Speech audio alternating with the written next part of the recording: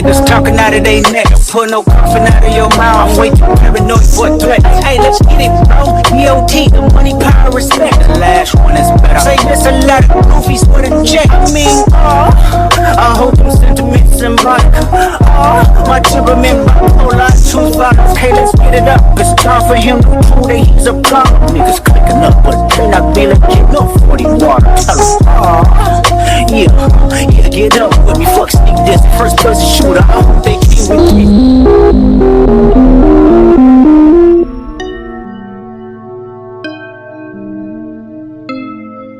Of the Copyright Act 1976. Allowance is made for fair use for purposes such as criticism, comment, news reporting, scholarship, and research.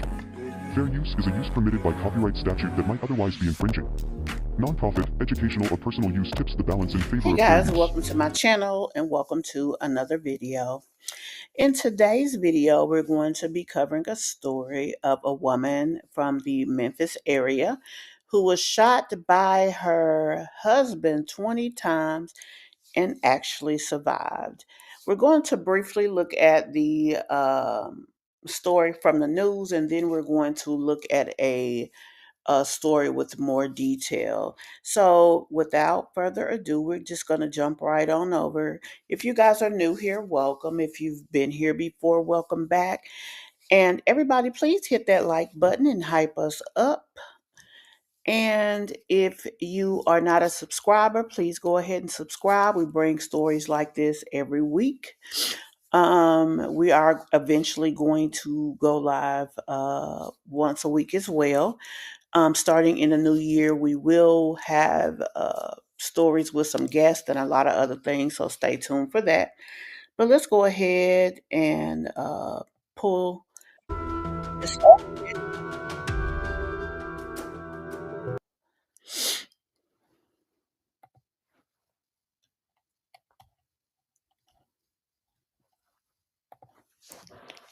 Of the 20 bullets that hit her, several of those bullets hit her in the head, leaving her with challenges for the rest of her life. I can't use my arms like I used to. And it's hard. That's why I cry a lot, because it's like, I can't believe I went through this situation. Sam, Wow, you can just see from looking at her where obviously her head was affected by being hit. It doesn't even look as though it's shaped normally. The fact that she's speaking to us and was hit several times in the head is pretty compelling. mother of 4 daughters, says she decided to leave her husband after years of verbal and physical abuse. Why couldn't he just leave me alone and let me go by my life? Like, Sam says her husband, Ahmad Sam, shot her after she decided not to return home. She says the day of the shooting, her brother took her to get some clothes for work. When they stopped at an apartment complex in South Memphis, her husband appeared. and he looked at my brother and he was started shooting at my brother. My brother ran, and after that, it's like he continued to, like, after shooting at my brother, he's like continued to shoot into the car. Sam says she's thankful to be alive and that her daughters still have a mother, but this holiday season, her spirit is at its lowest. Now, it's a blessing that she didn't have her kids with her. But the thing is, did he not think about that? Did he not think that they would find out? Like, did he not care? Was it really that deep that he had to go after her in such a manner? That is really sad. It's like the holidays don't feel the same to me anymore, because I can't just get up and like go cook like I used to, because I'm so used to cooking everything for my family, and like I'm left disabled. I appreciate my family so much, because it's like you never. There's that mama over there, honey. She looking at her like, I don't know. It's just something in her face right there. But I know if that is her mother, she feels so fortunate to still have her daughter sitting by her side. Never know what situation you may go through, and you don't know who will be there for you. Ahmad Sam remains in jail and charged with 2 counts of attempted first-degree murder. In Memphis, Jeremy Pierre, Fox 13 News. Okay, so sorry about that, guys. So we're going to jump over to this other video that goes in more detail. Also, there will be some commentary with this as well. Undiluted True Crimes is the name of the channel. Shout out to them. You will see their logo on there as well. But what she did is, or she or he is basically put more detail of what happened together, and we're just going to watch some of that as well. This almost gives me chills for the simple fact that that apartment complex remind me so very much of somewhere I used to live. And just imagine you can be sitting in your house and a bullet just fly through. I mean, and I know of people who have lived in Memphis and had that experience. So this is just a sad situation. It's a blessing that she's here, but I bet you shortly after this, she probably didn't feel that way, because can you imagine the pain? To Fox 13. The suspect, her own husband. Carnissa Sam says her life changed forever in April after she says an abusive relationship with her husband took a violent turn. Fox 13's Jeremy Pierre explains the challenges she has faced, as well as her message for the man she married. Carnissa Sam's story is definitely one that will make you count all of your blessings. Of the 20 bullets that hit her, several of those bullets hit her in the head, leaving her with challenges for the rest of her life. Now, we saw this portion of the video, so what we're going to try to do is move a little further. Now, like I said, with this, some of the information may be redundant, but there's also more elaboration as well.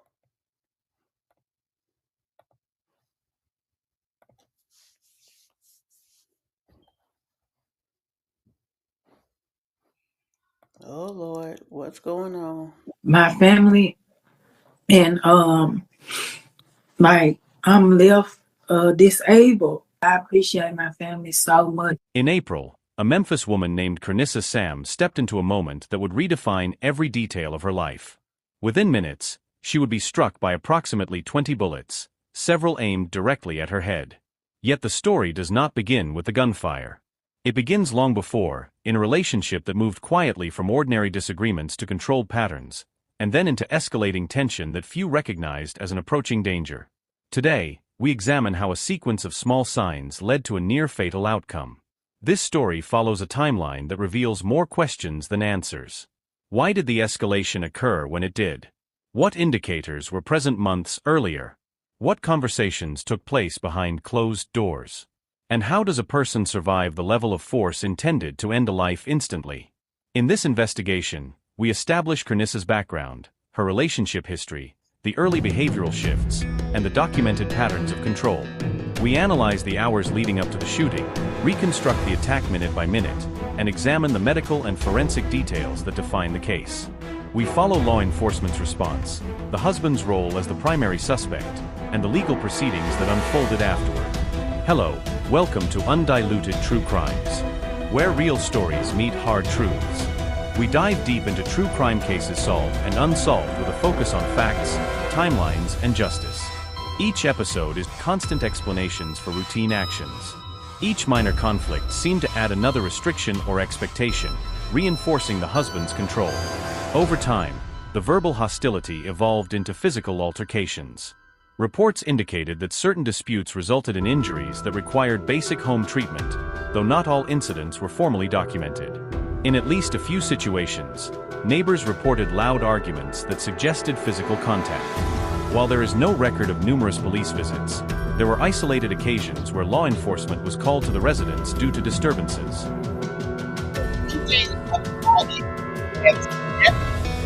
To be diligent when it comes to situations like this. I mean, you can't take for granted that aggression to this magnitude will just cease. Usually, crimes, usually life, usually anything in life usually escalates, whether it's good or bad. And when it's bad, you definitely need to pay attention, especially if you're a person like this young lady who has people that depend on her.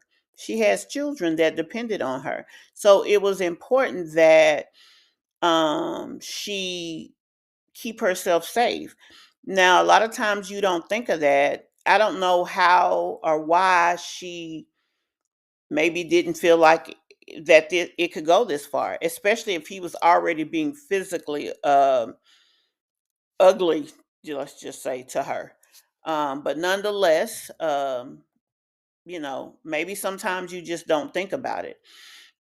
Also, they say the most dangerous time for a woman is after she leaves a relationship like this.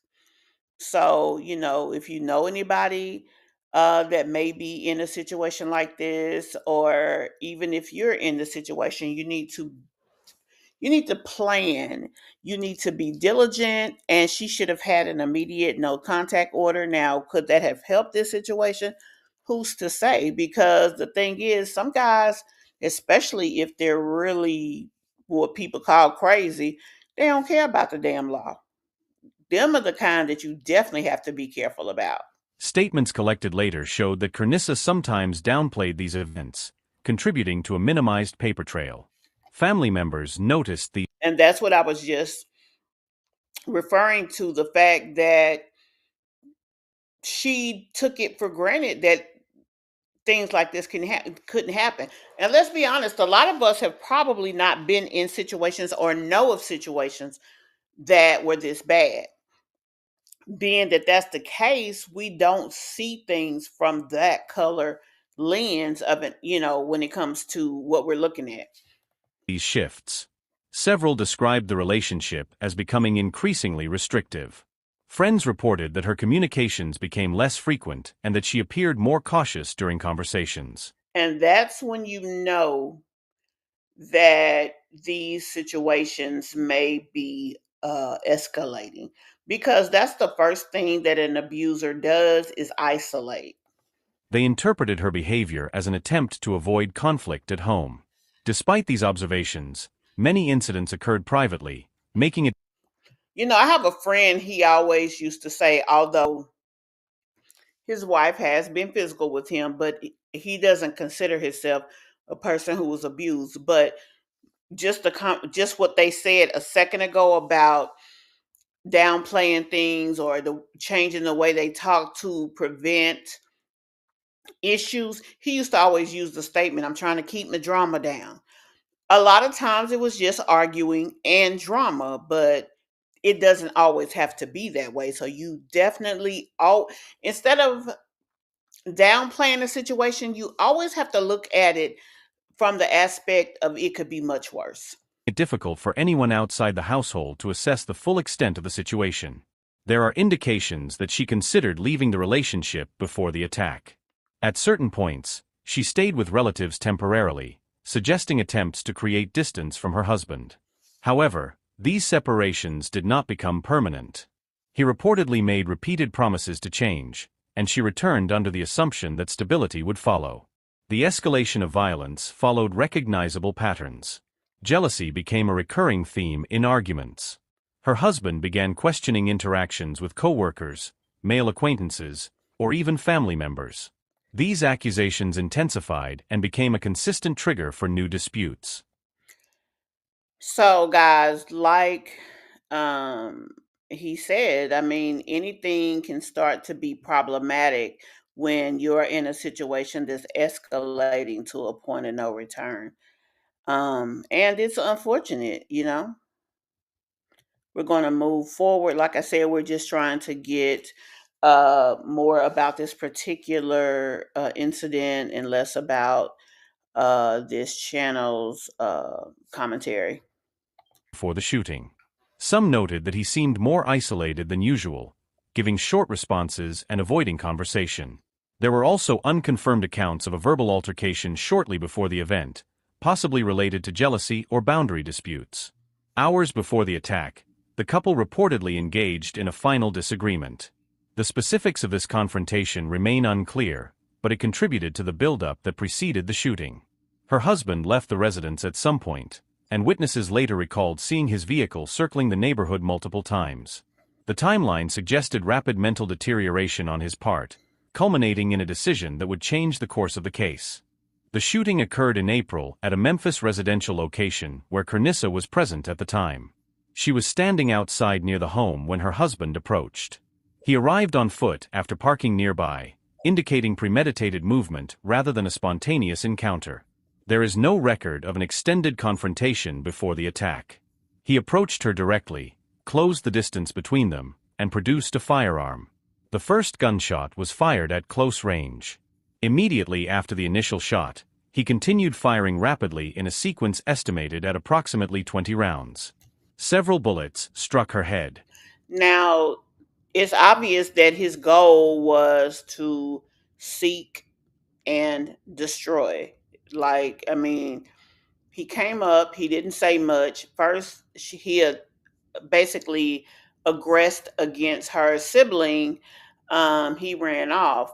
Now, when I first heard the story and I heard that he ran, I had mixed feelings in my head. But quite frankly, in a situation like this, what could he have done other than that? Because if he had stayed there, quite frankly, the same thing that happened to her could have possibly happened to him. So the only thing that he could do to have any chance at helping his sister, he had to survive. And so that's what he did. Now, obviously, like I said, when I first thought about it, it was like, that's messed up. He just left. But the thing was, heck, again, like I said, what could he have done? Others entered her torso, arms, legs, and shoulders. The pattern of injuries indicated that the shooter aimed multiple times at vital regions.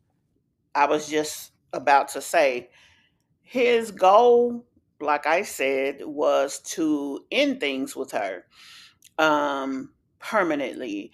And that's unfortunate. Like, so just because she has decided to stand up for herself, you don't want her to be able to do anything else ever again. You want to take not only from her what she had, which was her life, but you wanted to take from the children. I'm assuming that since this is her husband that she had a long relationship with, that the children, at least some of them, were his. And it's so unfortunate. Like, my daughter's grandmother used to always say, I don't want anybody to love me to death. And you know, I got what she was saying, kinda, but the more often she said it, the more meaning that it had. Consistent with an intent to cause fatal damage. She fell to the ground early in the sequence, but the firing continued after she was already incapacitated. Bystanders in the area reacted almost immediately. Some sought cover, while others attempted to call emergency services. According to 911 records, the first call came seconds after the shots began. Witnesses described hearing gunfire in rapid succession and seeing her collapse. Law enforcement arrived within minutes of the first call. EMTs followed shortly afterward. Upon reaching the scene, officers located the victim with extensive injuries and immediately requested medical stabilization. Paramedics assessed multiple entry wounds and began emergency treatment on site before transporting her to a hospital. The shooter fled before police arrived.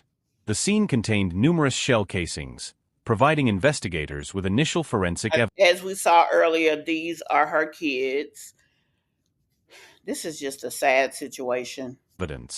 Officers secured the area, interviewed witnesses, and began reconstructing the sequence of events that led to the attack. When first responders reached Carnissa after the shooting, the primary objective was rapid stabilization and immediate transport. She was moved onto a stretcher using standard trauma protocols to prevent additional injury to the spine and skull. That in itself takes time. Like, the fact that she is still here, she was definitely meant to be.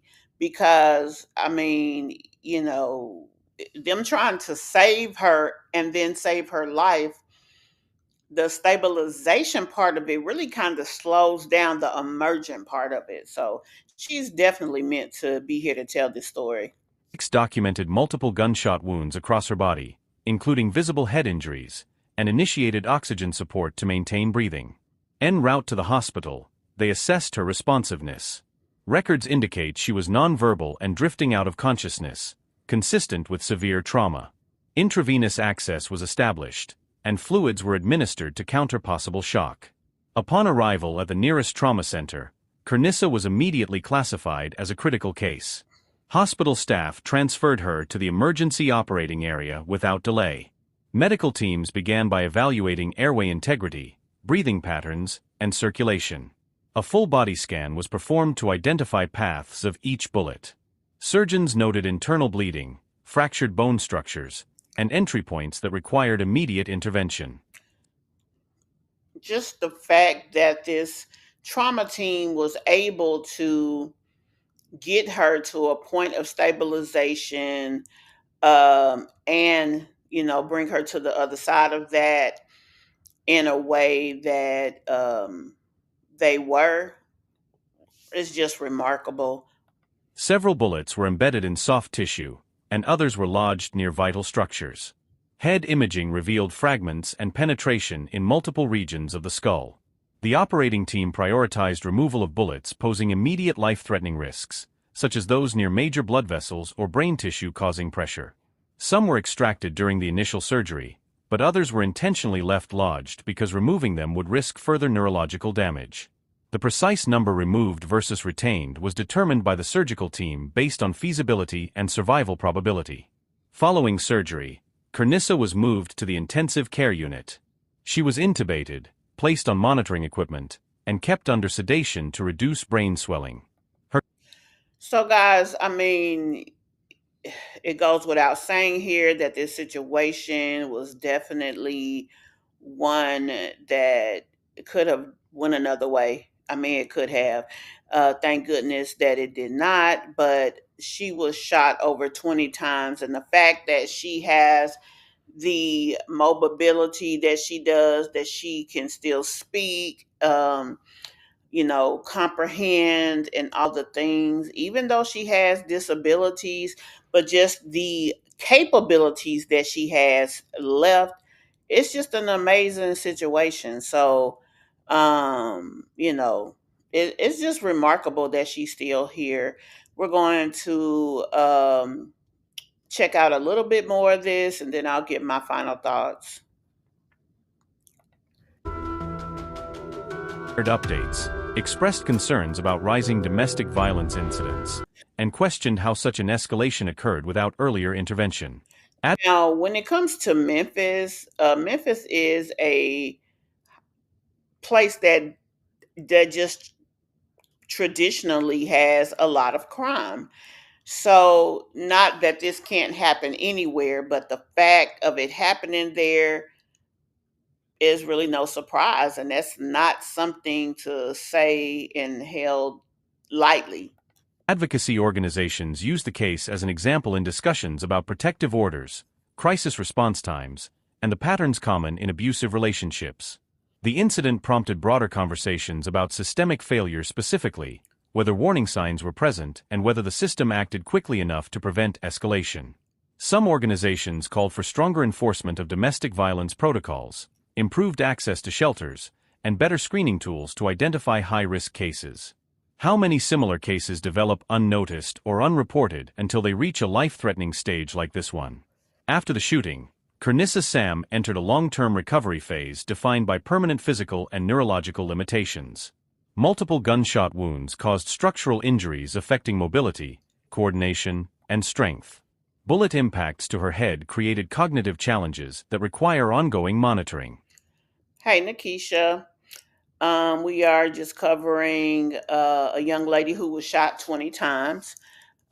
She actually did survive her injuries. Her and her brother went to get clothes at her house. Apparently, her husband, who shot her, um, he must have been watching and he was prepared, obviously, to cause grave harm. He shot her several times in the head and the body, but he focused on areas that had vital organs, and therefore her injuries were very, very extensive. Some injuries cannot be surgically reversed, and her range of motion remains restricted. Tasks that once required minimal effort now demand assistance or adaptive tools. Her communication process also underwent significant changes. Depending on her medical status on any given day, she may alternate between verbal communication, assisted speech devices, or simplified communication methods. Neurological specialists monitor her progress and document the pace of improvement. Her ability to articulate longer statements, recall sequences, and maintain extended conversations continues to develop but remains limited compared to her pre-incident condition. Her children and family adjusted their roles to accommodate her new needs. Daily routines were restructured to ensure she has assistance for mobility, transport to medical appointments, and household management. Family members redistributed responsibilities. Caregiving shifts, financial coordination, and supervision of minors all required reorganization. Now her husband is charged with 2 counts of attempted unaliving. Um, they didn't mention that he had been taken into custody, but being that he is charged with that, I'm assuming at this point that he has been taken into custody. Now, when he first started his attack on her and her brother, they said phone calls to 911 had started coming in almost instantly, and that the 911 and emergency services was on scene within minutes. But even with that, he was able to flee prior to them coming. So maybe if they had that fast of a response time, this in itself was enough to assist in her still being alive. But guys, tell me what you think about this story, about the fact that someone who just tried to stand up for themselves, that's all she tried to do is leave an abusive situation. And because of that, he decided that he wanted to cause her grave harm. What could have been done differently, in your opinion, after she left? Yes, she saw him on scene. He came up to her. He closed the distance between the two of them. I'm assuming because of why she left, she may have had a no contact order. It has not been made clear. They did say that she downplayed a lot of the situations that they had. Because of that, the paper trail was very weak in this story. But in just your opinion and your thoughts about this case, tell me what you think could have been done better. Nikisha, you say, I stay in Memphis and watched it on the news. She talked to our Fox affiliate the other day. I did show a piece of her story. It is at the beginning. Hopefully, you'll check that out. Also, please share the story with people in your area. But yeah, man, this is just a bad situation. In my mind, I'm asking myself, okay, she made a decision because of the way that you treated her that she didn't want to be with you anymore. Did that really require you to treat her the way that you did? Like, my goodness. That's really all I can say is my goodness. But nonetheless, it is what it is. And um I'm glad she's still here. I hope her will to be here aligns with that, because it's going to be a long and tumultuous road for her. So, like I said, I hope that she wants to be here, and I hope that she can still have a decent quality of life in spite of her deficiencies. Anyway, guys, let me know what you all think. We will continue this conversation in the comments. I thank you very much for taking the time to check this video out, and I will see you in the next one. Bye.